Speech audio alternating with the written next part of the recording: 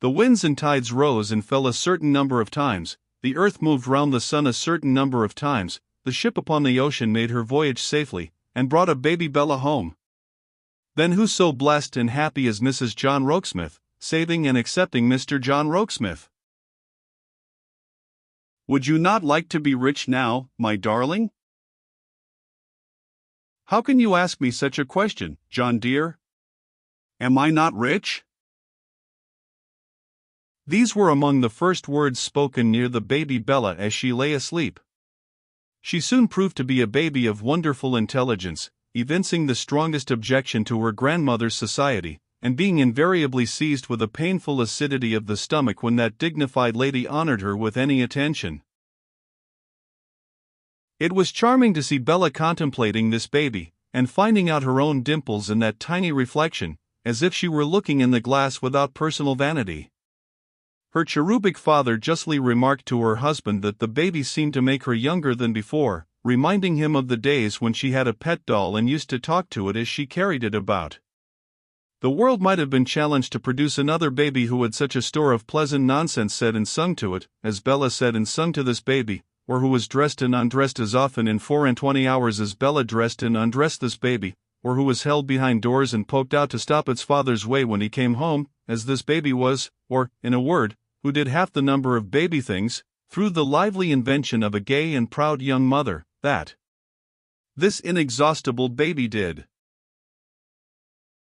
The inexhaustible baby was 2 or 3 months old, when Bella began to notice a cloud upon her husband's brow.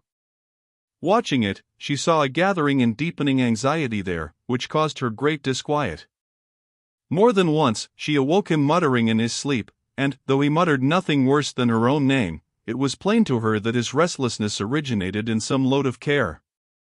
Therefore, Bella at length put in her claim to divide this load, and hear her half of it.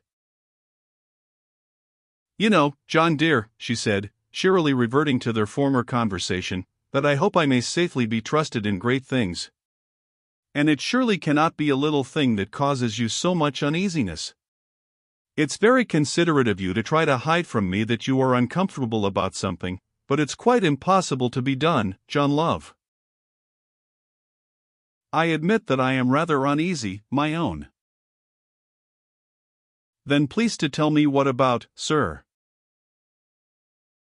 But no, he evaded that. Never mind, thought Bella, resolutely. John requires me to put perfect faith in him, and he shall not be disappointed. She went up to London one day, to meet him, in order that they might make some purchases. She found him waiting for her at her journey's end, and they walked away together through the streets. He was in gay spirits, though still harping on that notion of their being rich, and he said, now let them make believe that yonder fine carriage was theirs, and that it was waiting to take them home to a fine house they had. What would Bella, in that case, best like to find in the house? Well, Bella didn't know. Already having everything she wanted, she couldn't say. But, by degrees she was led on to confess that she would like to have for the inexhaustible baby such a nursery as never was seen. It was to be a very rainbow for colors, as she was quite sure baby noticed colors, and the staircase was to be adorned with the most exquisite flowers, as she was absolutely certain baby noticed flowers, and there was to be an aviary somewhere, of the loveliest little birds, as there was not the smallest doubt in the world that baby noticed birds. Was there nothing else? No, John dear. The predilections of the inexhaustible baby being provided for, Bella could think of nothing else. They were chatting on in this way, and John had suggested, no jewels for your own wear, for instance, and Bella had replied laughing. Oh! If he came to that, yes, there might be a beautiful ivory case of jewels on her dressing table, when these pictures were in a moment darkened and blotted out. They turned a corner, and met Mr. Lightwood. He stopped as if he were petrified by the sight of Bella's husband, who in the same moment had changed color. Mr. Lightwood and I have met before, he said. Met before, John? Bella repeated in a tone of wonder. Mr. Lightwood told me he had never seen you. I did not then know that I had, said Lightwood, discomposed on her account. I believed that I had only heard of Mr. Rokesmith. With an emphasis on the name. 0716M. Original. When Mr. Lightwood saw me, my love, observed her husband, not avoiding his eye, but looking at him, my name was Julius Handford. Julius Handford. The name that Bella had so often seen in old newspapers, when she was an inmate of Mr. Boffin's house. Julius Handford, who had been publicly entreated to appear, and for intelligence of whom a reward had been publicly offered. I would have avoided mentioning it in your presence, said Lightwood to Bella, delicately, but since your husband mentions it himself, I must confirm his strange admission. I saw him as Mr. Julius Handford, and I afterwards, unquestionably to his knowledge, took great pains to trace him out. Quite true. But it was not my object or my interest, said Rokesmith, quietly, to be traced out. Bella looked from the one to the other, in amazement. Mr. Lightwood, pursued her husband, as chance has brought us face to face at last, which is not to be wondered at, for the wonder is, that, in spite of all my pains to the contrary, chance has not confronted us together sooner. I have only to remind you that you have been at my house, and to add that I have not changed my residence. Sir, returned Lightwood, with a meaning glance towards Bella, my position is a truly painful one. I hope that no complicity in a very dark transaction may attach to you, but you cannot fail to know that your own extraordinary conduct has laid you under suspicion. I know it has, was all the reply. My professional duty, said Lightwood, hesitating, with another glance towards Bella, is greatly at variance with my personal inclination, but I doubt, Mr. Handford, or Mr. Rokesmith, whether I am justified in taking leave of you here, with your whole course unexplained. Bella caught her husband by the hand. Don't be alarmed, my darling. Mr. Lightwood will find that he is quite justified in taking leave of me here. At all events, added Rokesmith, he will find that I mean to take leave of him here. I think, sir, said Lightwood, you can scarcely deny that when I came to your house on the occasion to which you have referred, you avoided me of a set purpose. Mr. Lightwood, I assure you I have no disposition to deny it, or intention to deny it. I should have continued to avoid you, in pursuance of the same set purpose, for a short time longer, if we had not met now. I am going straight home, and shall remain at home tomorrow until noon. Hereafter, I hope we may be better acquainted. Good day. Lightwood stood irresolute, but Bella's husband passed him in the steadiest manner, with Bella on his arm, and they went home without encountering any further remonstrance or molestation from anyone. When they had dined and were alone, John Rokesmith said to his wife, who had preserved her cheerfulness, "And you don't ask me, my dear, why I bore that name?" "No, John love. I should dearly like to know, of course," which her anxious face confirmed winky face. "But I wait until you can tell me of your own free will. You asked me if I could have perfect faith in you, and I said yes, and I meant it." It did not escape Bella's notice that he began to look triumphant. She wanted no strengthening in her firmness, but if she had had need of any, she would have derived it from his kindling face. "You cannot have been prepared, my dearest, for such a discovery as that this mysterious Mr. Handford was identical with your husband?" "No, John dear, of course not. But you told me to prepare to be tried, and I prepared myself." He drew her to nestle closer to him, and told her it would soon be over, and the truth would soon appear. "And now," he went on, "lay stress, my dear, on these words that I am going to add. I stand in no kind of peril, and I can by possibility be hurt at no one's hand." "You are quite sure of that, John dear?" "Not a hair of my head. Moreover, I have done no wrong, and have injured no man." Shall I swear it?" "No, John," cried Bella, laying her hand upon his lips, with a proud look. "Never to me." "But circumstances," he went on, "I can, and I will, disperse them in a moment, have surrounded me with one of the strangest suspicions ever known." "You heard Mr. Lightwood speak of a dark transaction?" "Yes, John." "You are prepared to hear explicitly what he meant?" "Yes, John." "My life, he meant the murder of John Harmon, your allotted husband." With a fast palpitating heart, Bella grasped him by the arm. "You cannot be suspected, John?" "Dear love, I can be, for I am." There was silence between them, as she sat looking in his face, with the color quite gone from her own face and lips. "How dare they?" she cried at length, in a burst of generous indignation. "My beloved husband, how dare they?" He caught her in his arms as she opened hers, and held her to his heart. "Even knowing this, you can trust me, Bella?" "I can trust you, John dear, with all my soul. If I could not trust you, I should fall dead at your feet." The kindling triumph in his face was bright indeed, as he looked up and rapturously exclaimed, "What had he done to deserve the blessing of this dear confiding creature's heart?" Again she put her hand upon his lips, saying, "Hush," and then told him, in her own little natural pathetic way, that if all the world were against him, she would be for him, that if all the world repudiated him, she would believe him, that if he were infamous in other eyes, he would be honored in hers, and that, under the worst unmerited suspicion, she could devote her life to consoling him, and imparting her own faith in him to their little child. A twilight calm of happiness then succeeding to their radiant noon, they remained at peace, until a strange voice in the room startled them both. The room being by that time dark, the voice said, "Don't let the lady be alarmed by my striking a light," and immediately a match rattled, and glimmered in a hand.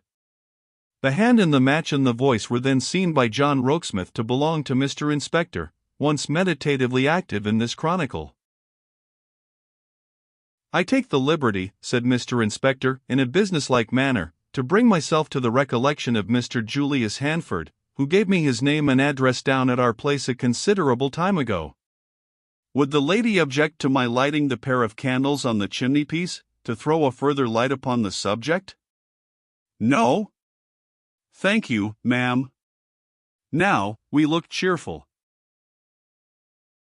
Mr. Inspector, in a dark blue buttoned-up frock coat and pantaloons, presented a serviceable, half-pay, Royal Arms kind of appearance, as he applied his pocket handkerchief to his nose and bowed to the lady. "You favored me, Mr. Hanford," said Mr. Inspector, "by writing down your name and address, and I produced the piece of paper on which you wrote it. Comparing the same with the writing on the flyleaf of this book on the table, and a sweet pretty volume it is, I find the writing of the entry, Mrs. John Rokesmith, from her husband on her birthday, and very gratifying to the feelings such memorials are, to correspond exactly. Can I have a word with you?" "Certainly." "Here, if you please," was the reply. "Why," retorted Mr. Inspector, again using his pocket handkerchief, "though there's nothing for the lady to be at all alarmed at, still, ladies are apt to take alarm at matters of business, being of that fragile sex that they're not accustomed to them when not of a strictly domestic character, and I do generally make it a rule to propose retirement from the presence of ladies, before entering upon business topics." Or perhaps, Mr. Inspector hinted, if the lady was to step upstairs, and take a look at baby now. Mrs. Rokesmith, her husband, was beginning, when Mr. Inspector, regarding the words as an introduction, said, "Happy I am sure, to have the honor," and bowed, with gallantry. "Mrs. Rokesmith," resumed her husband, "is satisfied that she can have no reason for being alarmed, whatever the business is." "Really? Is that so?" said Mr. Inspector. "But it's a sex to live and learn from, and there's nothing a lady can't accomplish when she once fully gives her mind to it." It's the case with my own wife. Well, ma'am, this good gentleman of yours has given rise to a rather large amount of trouble which might have been avoided if he had come forward and explained himself. Well, you see, he didn't come forward and explain himself.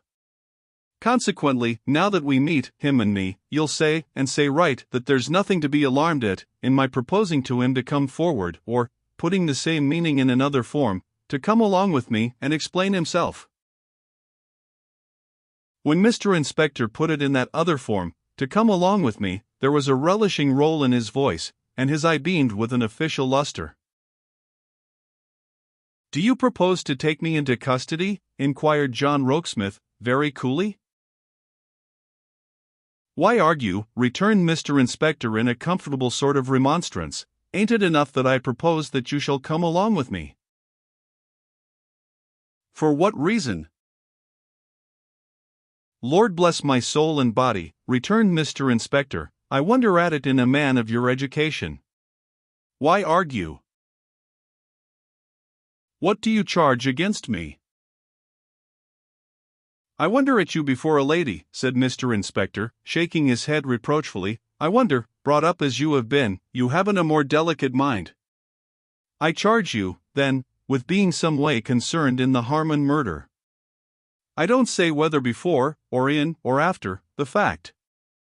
I don't say whether with having some knowledge of it that hasn't come out. You don't surprise me. I foresaw your visit this afternoon. Don't, said Mr. Inspector. Why argue? It's my duty to inform you that whatever you say will be used against you. I don't think it will. But I tell you it will, said Mr. Inspector. Now, having received the caution, do you still say that you foresaw my visit this afternoon?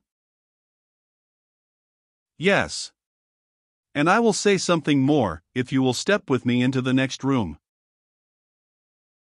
With a reassuring kiss on the lips of the frightened Bella, her husband, to whom Mr. Inspector obligingly offered his arm, took up a candle, and withdrew with that gentleman.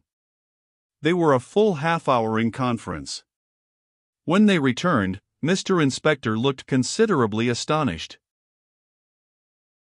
I have invited this worthy officer, my dear, said John, to make a short excursion with me in which you shall be a sharer. He will take something to eat and drink, I dare say, on your invitation, while you are getting your bonnet on. Mr. Inspector declined eating, but assented to the proposal of a glass of brandy and water. Mixing this cold, and pensively consuming it, he broke at intervals into such soliloquies as that he never did know such a move, that he never had been so gravelled, and that what again was this to try the sort of stuff a man's opinion of himself was made of. Concurrently with these comments, he more than once burst out a-laughing, with the half-enjoying and half-piqued air of a man who had given up a good conundrum, after much guessing, and been told the answer. Bella was so timid of him, that she noted these things in a half-shrinking, half-perceptive way, and similarly noted that there was a great change in his manner towards John.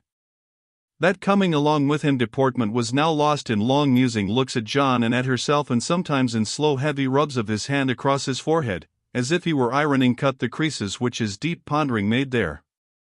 He had had some coughing and whistling satellites secretly gravitating towards him about the premises, but they were now dismissed, and he eyed John as if he had meant to do him a public service, but had unfortunately been anticipated. Whether Bella might have noted anything more, if she had been less afraid of him, she could not determine, but it was all inexplicable to her, and not the faintest flash of the real state of the case broke in upon her mind. Mr. Inspector's increased notice of herself and knowing way of raising his eyebrows when their eyes by any chance met, as if he put the question "don't you see," augmented her timidity, and, consequently, her perplexity. For all these reasons, when he and she and John, at towards 9 o'clock of a winter evening, went to London, and began driving from London Bridge, among low-lying waterside wharves and docks and strange places, Bella was in the state of a dreamer, perfectly unable to account for her being there, perfectly unable to forecast what would happen next, or whither she was going, or why, certain of nothing in the immediate present, but that she confided in John, and that John seemed somehow to be getting more triumphant. But what a certainty was that! They alighted at last at the corner of a court, where there was a building with a bright lamp and wicket gate. Its orderly appearance was very unlike that of the surrounding neighborhood, and was explained by the inscription "Police Station." "We are not going in here, John," said Bella, clinging to him. "Yes, my dear, but of our own accord. We shall come out again as easily, never fear." The whitewashed room was pure white as of old, the methodical bookkeeping was in peaceful progress as of old, and some distant howler was banging against a cell door as of old. The sanctuary was not a permanent abiding place, but a kind of criminal Pickford's. The lower passions and vices were regularly ticked off in the books, warehoused in the cells, carted away as per accompanying invoice, and left little mark upon it.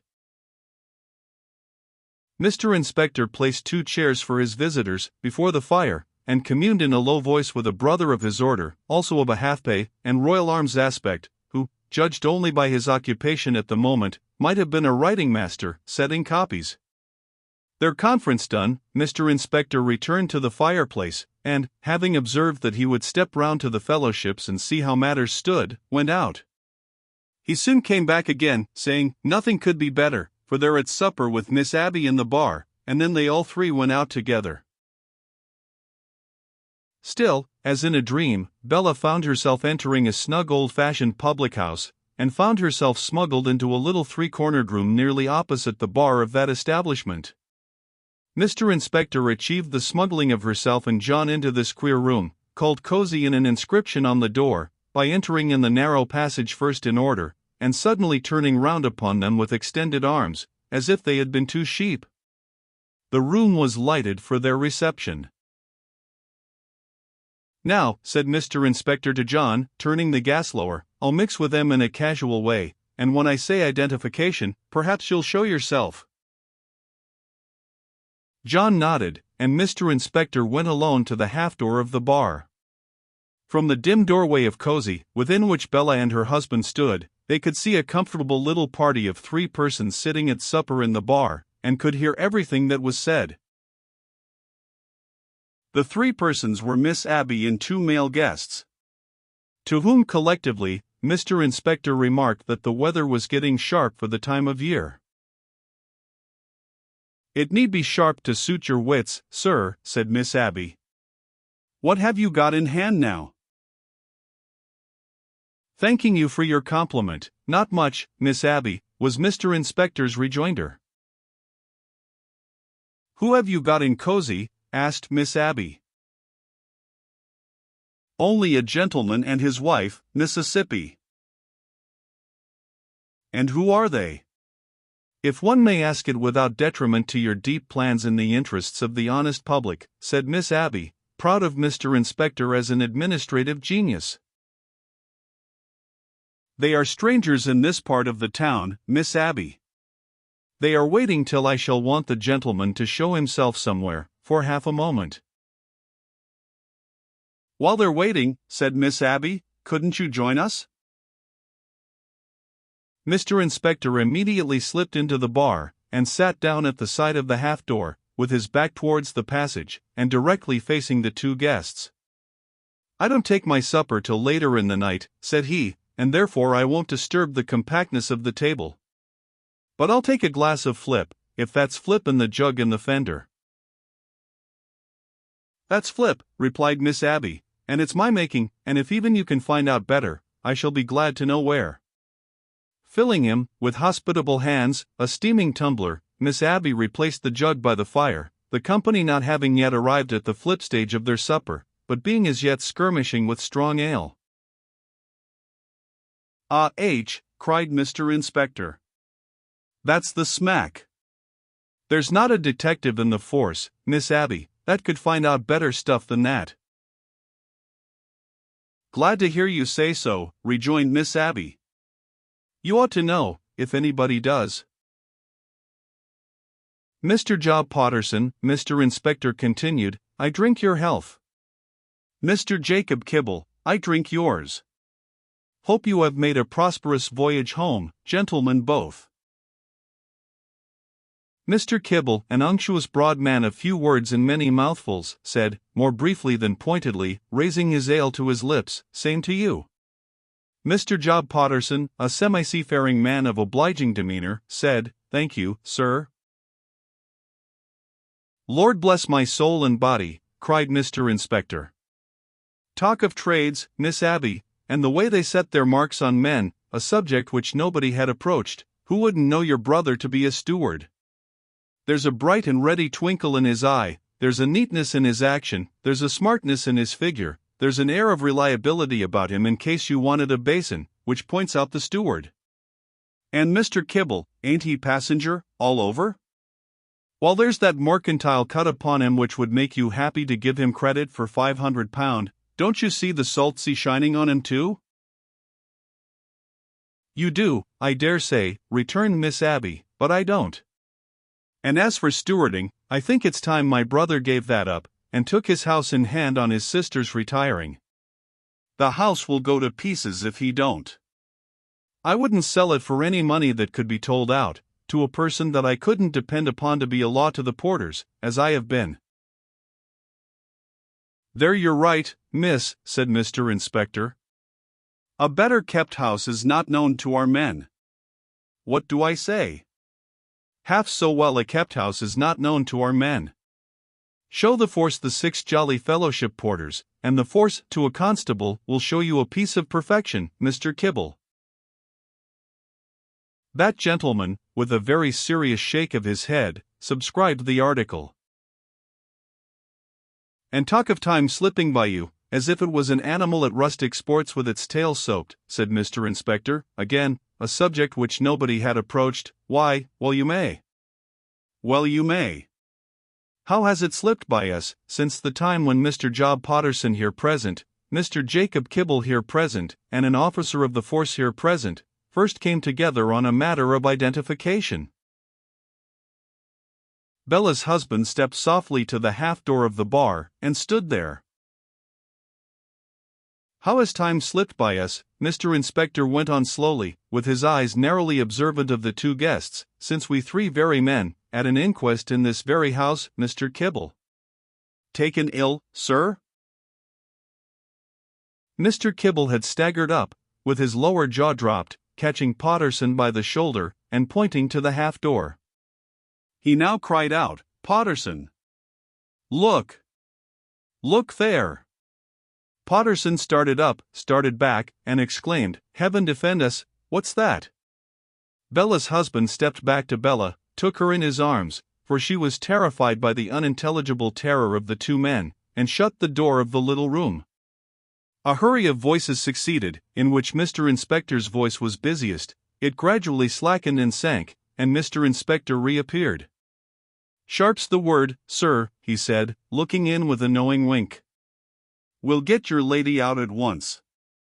Immediately, Bella and her husband were under the stars, making their way back, alone, to the vehicle they had kept in waiting.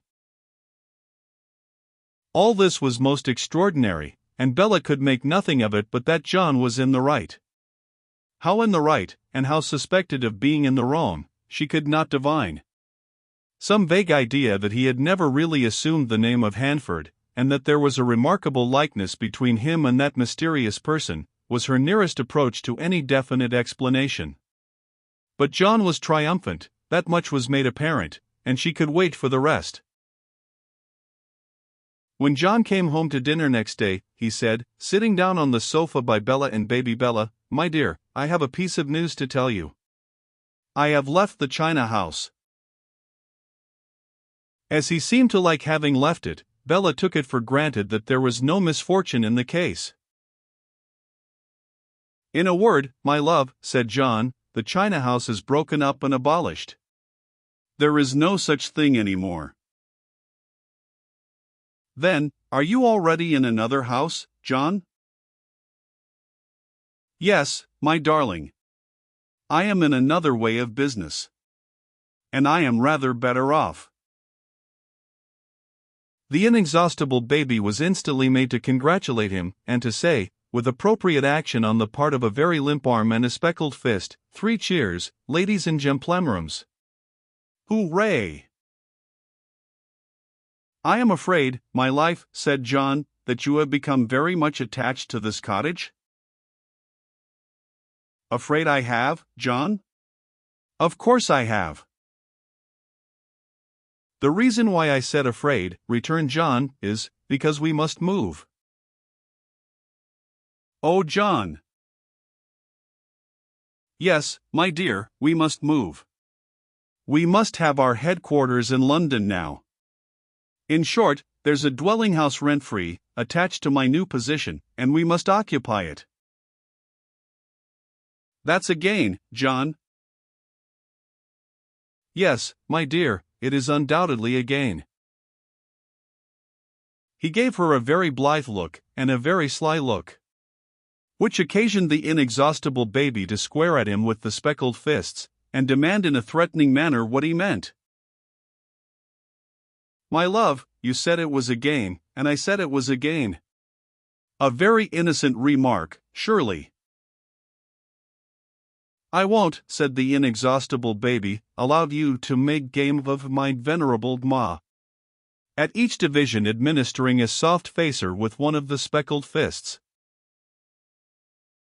John having stooped down to receive these punishing visitations, Bella asked him, would it be necessary to move soon? Why yes, indeed, said John, he did propose that they should move very soon. Taking the furniture with them, of course? Said Bella. Why, no, said John, the fact was, that the house was, in a sort of a kind of a way, furnished already. The inexhaustible baby, hearing this, resumed the offensive, and said, but there's no nursery for me, sir. What do you mean, marble-hearted parent? To which the marble-hearted parent rejoined that there was a sort of a kind of a nursery, and it might be made to do. Made to do, returned the inexhaustible, administering more punishment, what do you take me for? And was then turned over on its back in Bella's lap, and smothered with kisses. But really, John dear, said Bella, flushed in quite a lovely manner by these exercises, will the new house, just as it stands, do for baby? That's the question. I felt that to be the question, he returned, and therefore I arranged that you should come with me and look at it, tomorrow morning. Appointment made, accordingly, for Bella to go up with him tomorrow morning. John kissed, and Bella delighted. When they reached London in pursuance of their little plan, they took coach and drove westward. Not only drove westward, but drove into that particular westward division, which Bella had seen last when she turned her face from Mr. Boffin's door. Not only drove into that particular division, but drove at last into that very street. Not only drove into that very street, but stopped at last at that very house. John dear, cried Bella, looking out of window in a flutter. Do you see where we are? Yes, my love. The coachman's quite right. The house door was opened without any knocking or ringing, and John promptly helped her out. The servant who stood holding the door asked no question of John, neither did he go before them or follow them as they went straight upstairs. It was only her husband's encircling arm, urging her on, that prevented Bella from stopping at the foot of the staircase. As they ascended, it was seen to be tastefully ornamented with most beautiful flowers. Oh, John, said Bella, faintly. What does this mean? Nothing, my darling, nothing. Let us go on. Going on a little higher, they came to a charming aviary, in which a number of tropical birds, more gorgeous in color than the flowers, were flying about, and among those birds were gold and silver fish, and mosses, and water lilies, and a fountain, and all manner of wonders. Oh, my dear John, said Bella. What does this mean? Nothing, my darling, nothing. Let us go on. They went on, until they came to a door. As John put out his hand to open it, Bella caught his hand. I don't know what it means, but it's too much for me. Hold me, John, love. John caught her up in his arm, and lightly dashed into the room with her. Behold Mr. and Mrs. Boffin, beaming. Behold Mrs. Boffin clapping her hands in an ecstasy, running to Bella with tears of joy pouring down her comely face, and folding her to her breast, with the words, "My dearie, dearie, dearie girl, that Noddy and me saw married and couldn't wish joy to, or so much as speak to. My dearie, dearie, dearie, wife of John and mother of his little child. My loving, loving, bright, bright, pretty, pretty. Welcome to your house and home, my dearie."